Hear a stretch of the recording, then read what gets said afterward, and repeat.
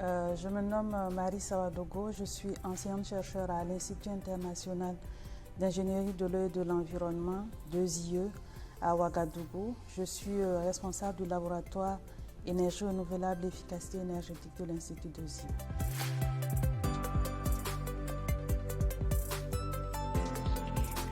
Il y a également des défis sur la partie mobilisation de la ressource aussi, tout ce qui est organisation des filières, structuration de ces filières-là et la mise en adéquation entre ces ressources disponibles, les filières, mais aussi avec les technologies potentiellement utilisables pour cette valorisation énergétique.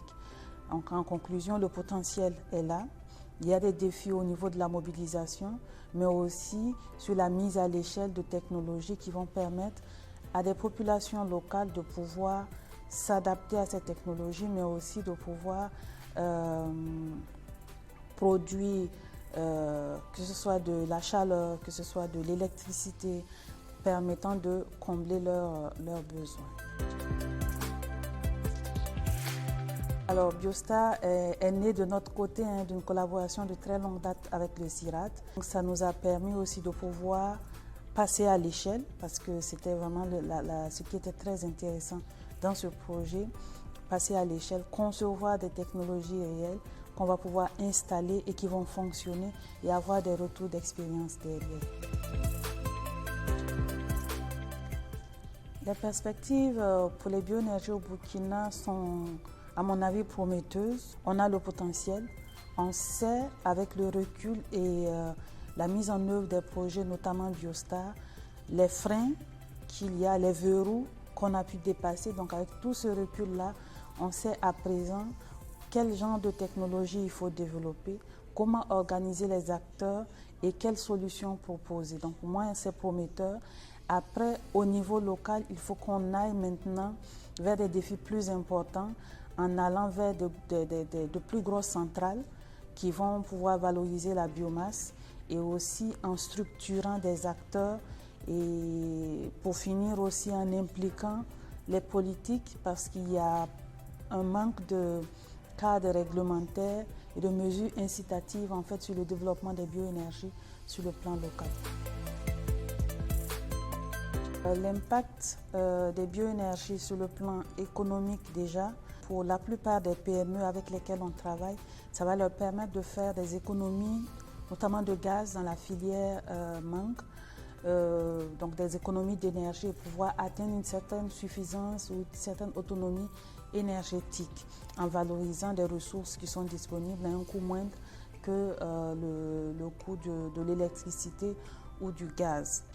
Sur le plan social, mettre en œuvre ces technologies va permettre aussi de pouvoir former des équipementiers, donc de pouvoir créer de l'emploi derrière, de l'emploi plus qualifié aussi, donc au niveau des équipementiers, au niveau de la maintenance de ces équipements-là, du suivi et de l'entretien de ces équipements et de la main-d'œuvre aussi pour faire fonctionner des micro-centrales, pourquoi pas, de bioénergie. Sur le plan environnemental, on a plusieurs façons de voir les choses.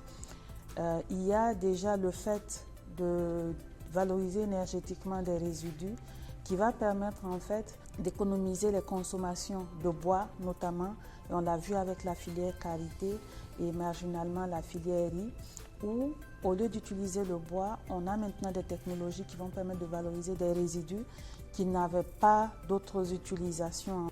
Et donc ça permet de réduire aussi l'empreinte sur la déforestation et donc sur le couvert végétal. On a la réduction aussi des émissions de gaz toxiques qui sont émises notamment par les procédés, on va dire anciens voire traditionnels qui existaient pour valoriser notamment les coques d'anacarde. Donc maintenant, on va mettre en œuvre des technologies qui sont plus efficientes, plus efficaces énergétiquement, mais aussi qui permettent de réduire les quantités de fumée et donc la pollution.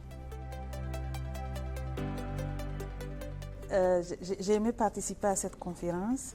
C'était vraiment un cadre intéressant et enrichissant où j'ai pu rencontrer des gens qui venaient de divers horizons, diverses disciplines aussi, que ce soit des sociologues, des économistes, des énergéticiens, des gens qui sont dans les bioproduits, ainsi de suite.